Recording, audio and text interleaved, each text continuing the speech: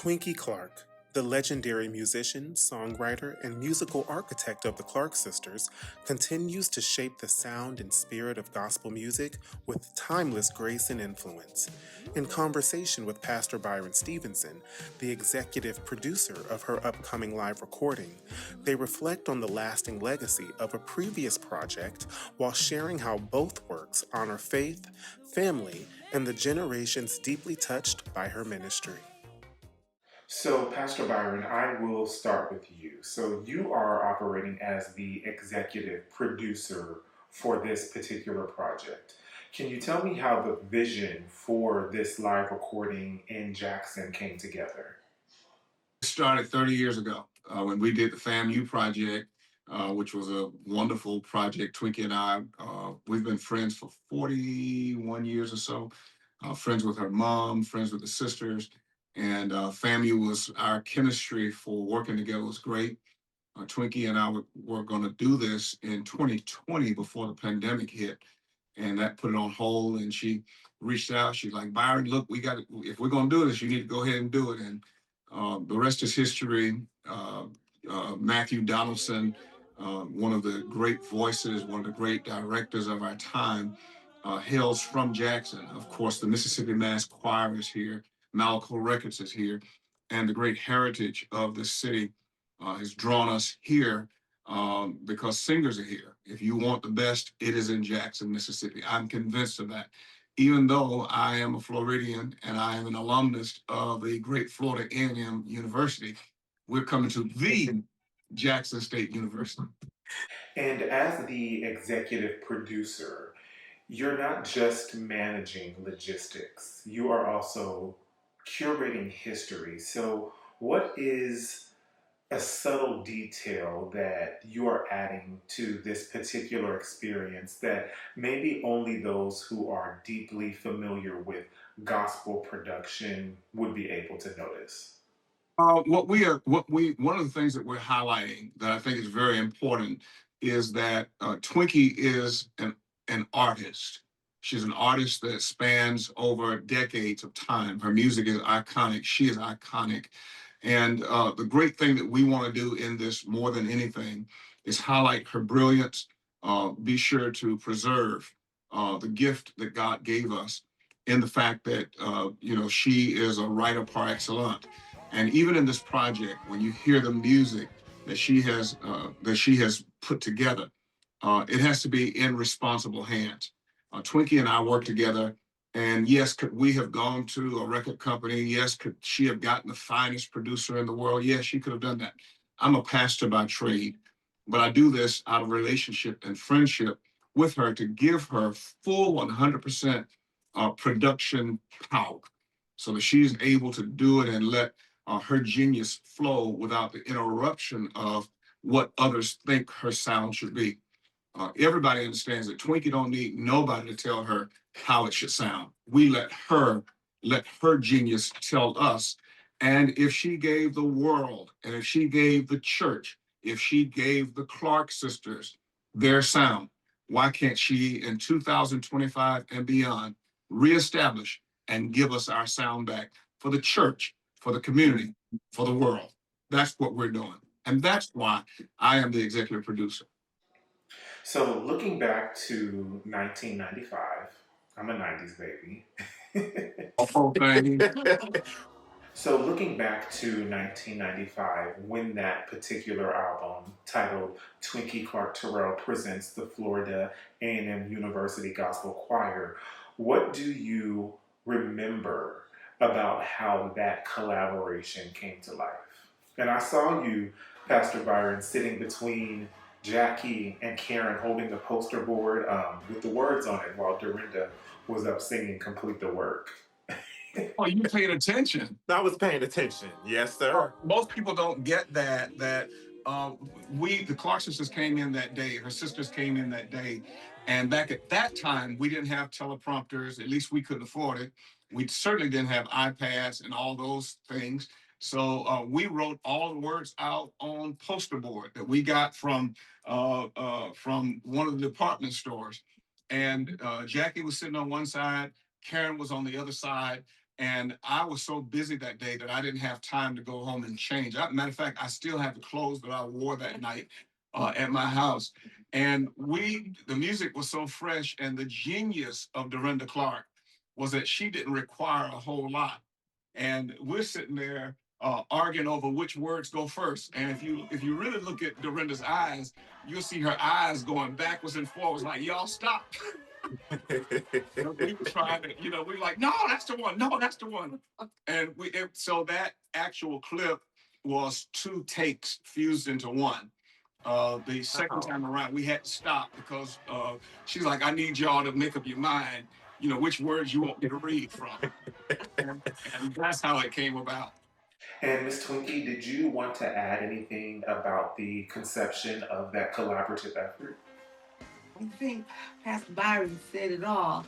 But the thing that really excited me about the FAMU project was the choir members, along with my sisters. If I'm not mistaken, Pastor, some of the choir members were from different churches. Yes. And then there were students. And that excites me. I like working with students, and especially if they have a balance of being in the church and then being able to work on their degree and then stop and sing gospel music. That's what you call some accomplishment. Exactly. And that choir was large, and along with my sister's appearance, just made me look really good. And I'm looking forward to this project here in Jackson, because I've never done any recording here, but I've heard about some great recordings here with James Moore, Yeah. Mississippi Mass, and I'm excited. This is something different and unique, and I appreciate the vision that he has for this, because the average church person doesn't do this or don't think it's very important. So we're excited because not only will we have a mass choir, but we'll also have guest artists like Kim Burrell and the one and only Matthew Donaldson, who is from this area.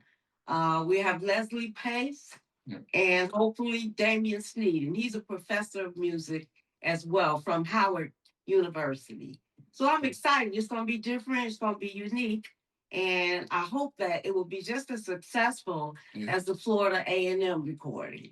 I actually think it's going to be more successful because Florida A&M was an experiment. Yeah. It literally happened. Even most people don't know that the Clark sisters part of it was not planned. Yeah. It was not something that was on the books. That's right. The sisters came to support Twinkie, and Donald Lawrence produced back then. He was with Crystal Rose Records. They sent him down because that was a label at the time, Ben Whitfield and Brian Spears. They sent him down, and he had an idea after we had finished rehearsing that day. Well, first off, let me back up. Twinkie had an idea. FAMU had been notorious for singing this song, I Won't Complain. Yeah. And she had heard them in a concert sing it. And that day of the recording, when we were finishing rehearsal, Twinkie said, wait a minute, Byron, wait a minute. What about that song, I Won't Complain? And the choir said, no, we're not doing it. I said, Twinkie, we're not doing that. She said, Byron, there will be no recording if we can't sing that song. She said, we got to do that song. And the choir was like, no. She's like, come on, y'all, come on, we're singing that song. And that night, go ahead, Twinkie. Yeah, everybody knows I Won't Complain. It's like a classic. Yes, and, ma'am. To put the topping on it, Karen was the one that led it. Yeah. One of the choir members, Bishop L. Spencer Smith. Yeah, that's him. Yeah. So I Won't Complain was already a well-known song, but he had a different touch to it. And then for Karen to sing on top of it, it was just overwhelming, just awesome. And what people don't know, even that night, when you start talking about this stuff, there are a lot of great memories. That night, Jarvis was one of the guys playing the organ. Val Tankard, who's the niece of Ben Tankard, was on the keys.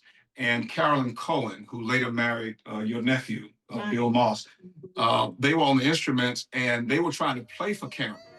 And of course, Karen had just, learned how it went, the miraculous ear that she has, the awesome singer she is. And Twinkie was like, no, y'all not doing it right. So we took 3 or 4 takes. And if you look at the video closely, that is like 3 takes cut into one. Twinkie boots the organist off the organ, and she plays that one part where her and Karen just totally vibe. Yeah. And when it's done, dun, dun, dun, dun, then we switch off musicians and God has been good to me. That's right. That is how that took place. It wasn't just a one-take deal, but we had to work at getting it to her specification. And now everywhere you go, people singing that song. Praise God. I think so. Didn't they go in the studio? Enhance? No. That night, we did a perfect recording that night. Okay, no. There were no overdubs and no... Twinkie did a perfect recording. Only one song we had to do over again. It was Coming Again So Soon. And we did full takes of that. And when we thought we had the song, she said, no, we got to do it again. They're like, oh, no. I get that from my mother. You know, she was a choir master. And Mom said, if you're going to do it right now. Or we don't do it at all. And speaking to there being no overdubs, that particular project produced so many standout moments that people still talk about today. You had Karen with I Won't Complain. Of course, we had Dorinda with Complete the Work. And even Jackie got up there and gave us Joy, Joy, Joy. Gave us something. Album, man. Come on.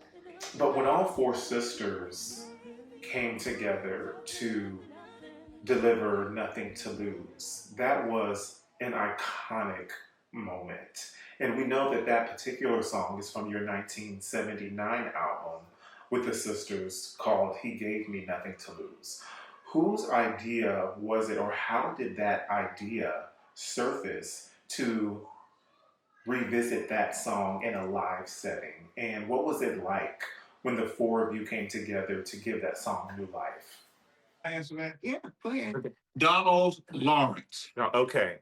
When we had finished rehearsing that day, Donald said, Twinkie, why don't, since your sister's here, why don't y'all sing together? And Twinkie was like, well, Donald, what you want us to sing? He said, what about Nothing to Lose? She said, people don't want to hear that old song. And he said, oh no, Twinkie, why don't y'all do it? They went into a little room with a raggedy piano. Right. And they were in there for all of 15 or 20 minutes. These girls hadn't sang that song together in years. Yeah. They came out, and then that night, now here's the telltale story. Here's the telltale story. This is the part that I love so much. When you look at the video, and I edited that video, when you look at the video, you can see how they gel and they vibe. Yes. Twinkie says, follow me. And eloquently, they all just dive in, and the Clark sisters' magic comes alive. That's right. Not rehearsed or planned. The end of it where I do the repeats and they do all the riff and runs behind me, that's what made it so unique. And I've talked to singers and musicians that have sang that song, and they said the ending part where we do the repeat was just hard to do. So it just had a touch and a vibe that's not heard or never been done. And like you said, it was spontaneous, it was not rehearsed, and it just turned out overwhelming. And if you're going to work with Twinkie, the real Twinkie, there's one word that comes to mind. It's called adaptable. You have to be adaptable. You cannot be so structured, because the Clark sisters represent unstructured greatness. Spontaneity, unstructured greatness. And if you're going to play with her, you've got to be adaptable. You've got to be able to flow. Tanner Sharp, who's the young man that I met on Instagram, 23 years old, from Lynchburg, Virginia. I took a chance on him. Donald Lawrence said, Byron, you really need to meet this guy. He is just wonderful. I followed him online, invited him to Detroit, and Twinkie found her other son. He is Twinkie Clark Jr. is who he is. And he's her other son. Musically, he is her son. Because he is the representation of her music. Yeah, he can copy my style pretty much. Sometimes when he played, I'm like, don't do like me now. You can't play better than me. Okay? You can't play better than me. And then being a young musician, they help to keep you up to date with what's going on today. And you can't just reach the older people, the middle-aged people. You got to reach out to the young too. Yeah. Even decades later, people still share clips from the FAMU project on social media. So, how does it feel to see that the project is resonating with new audiences in this digital age? Well, it takes it to another dimension. Absolutely. With all the electronics and the technology that is done today, uh, you can take it to the studio and almost remake and not have to sing a note. Even if you make a mistake, they have the computer now where you can straighten out the note, or if the note is off, you can do it with the computer and not have to sing. So the technology part is just so important, and it does keep you up to date with what's going on in a production. But before there was AI, there was Twinkie, and there was a lady named Maddie Clark. Yes. And you know, even when you study, I'm a studier of Twinkie, and her and Tanner, there's a wonderful clip that we haven't put out. I don't know that it'll ever go out. There's a wonderful clip where she was teaching him the hymn "A Mighty Fortress Is Our God." Yeah. And I've watched that clip over and over and over again, where she begins to mentor him and instruct him on. And she said, "No, I need the choir to hear their part. So when you play this, you've got to let the sopranos and the altos hear their part," which makes you understand that the brilliance of the Clark sisters is that people wonder, where does Karen get this from? Karen is like Ella Fitzgerald. Ella Fitzgerald is a walking trumpet. She has a trumpet in her chest. She mimics and she sings like, that's why her and Satchmo got along so well, because he understood his craft, he understood hers. Yeah. Well, the resemblance between Twinkie and Karen in particular is Twinkie is a walking Hammond B3. Every note, every line, everything that Twinkie's hands can do, Karen's voice can do it. Yeah. And that's why Karen is our modern day Aretha Franklin. I feel the same. So, Pastor Byron, as you step into this new live recording with Twinkie, what lessons are you carrying with you in working with her again? Adaptability. Be adaptable, stay out of the way. And I think that's why we work together so well. I understand my role. I respect hers 100%. Now her and I are going to fight later on this afternoon because there's a little song that I have said over and over again. I prayed and I prayed. Yeah. Such a long time. Yeah. I'm That's still standing. a new song that I'm in love. I'm in love with it. Oh, now I'm in love with it. He's so in love with it that we're not going to put it on there. And I'm going to save it to put out a single. And I'm going to do like she did in 1995 when she said, "Oh no, Byron, there'll be no recording if we don't record this song. We've got to record this song." So I'm going to have to put on my executive hat. It's a song for the nation, kind of like Pray for the USA. Oh, And God. it's a sing-along song. Oh, God. It goes and beyond the church. Oh, God, and yes. It could be a theme, just like the song "We Are the World" Absolutely. that Quincy Jones produced. Yeah. That's what it puts you in the mind of, and especially with the trouble we have in our country and the problems people that go through with depression and suicide. That song really ministers when you talk about pray. So I'm not gonna put it on there. We're gonna keep that. She gonna do a little part of it. She gonna just slide in it. Oh God, somebody gonna steal it. Ain't nobody gonna steal it. They might steal it. We got attorneys for that. Miss Twinkie, you say that song isn't going on there, but your pen is so, and always has been, so prophetic. You've written so many compositions and so many lyrics that were ahead of its time. You had Pray for the USA. You had Computers Rule the World. When we think about where we are with technology and in this digital age, you have the track World that you wrote. Is there a song in this new set list that you feel carries a timely message for the time that we're in now, just in society and in our world? Yes, one of them is Greater is Coming, and it's kind of prophetic. The move of God that we have seen and heard, and especially in these recordings, is so awesome and powerful.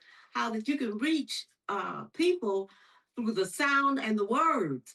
So when you take it out the church, it possibly crosses over, like You Brought the Sunshine did. And my mom used to tell me some people don't like real hard driving gospel. And sometimes the young people don't like real slow songs. So what we do is we set a balance to reach both audiences. And I think that this song, Let the Healing Begin, is going to reach nations, and I'm hoping that it goes far beyond Pray for the USA. And with this new recording, Miss Twinkie, how would you like for it to echo or differ from anything that you've ever done before? Well, I like working with students, and students are preparing for the future, the next generation that's coming up. And uh, this project, I'm hoping, will reach and expand to different audiences, people in different denominations, just different types of music, being able to mix jazz, classical, in with the gospel, give it a new, fresh sound. But my mama always told me, don't put too much of that in there. Don't put too much funky stuff in there because it kills the spirit and you lose your anointing doing that. I believe this is going to be a balance. So the Hammond B3 has always been central to Twinkie sound. So how are you all planning to highlight or showcase that aspect of Twinkie in a way that feels classic yet still fresh for this live recording? I am by trade. How I met Dr. Clark, Twinkie, my relationship began through organ repair.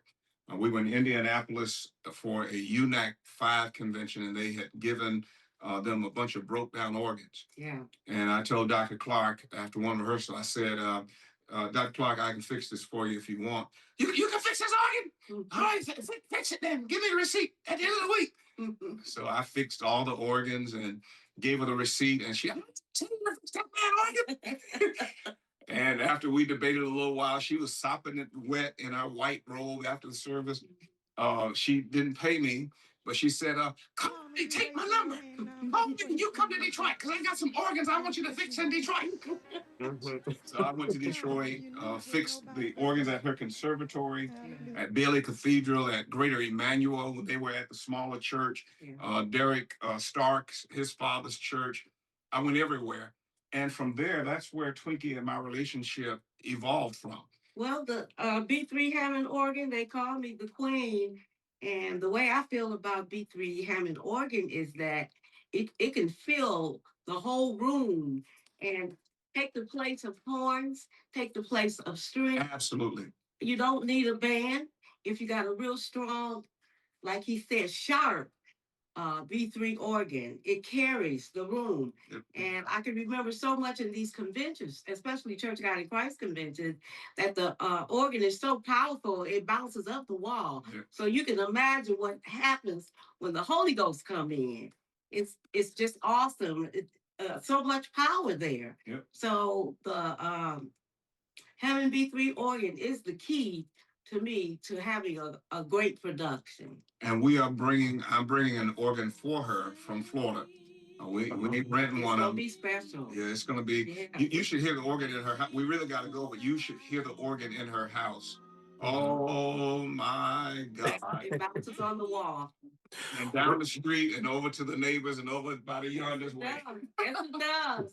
So the Clark sisters will be receiving a star on the Hollywood Walk of Fame in 2026. As the creative force and the musical architect behind what the world knows as the Clark sisters, what does it mean to you to see gospel music honored in such a historic way alongside legends from every genre and sector of entertainment? Exciting. That's something never done before. Out of all the awards the Lord blessed us with, the Grammy Award, this to me is a step that some gospel artists that won't ever arrive to do that.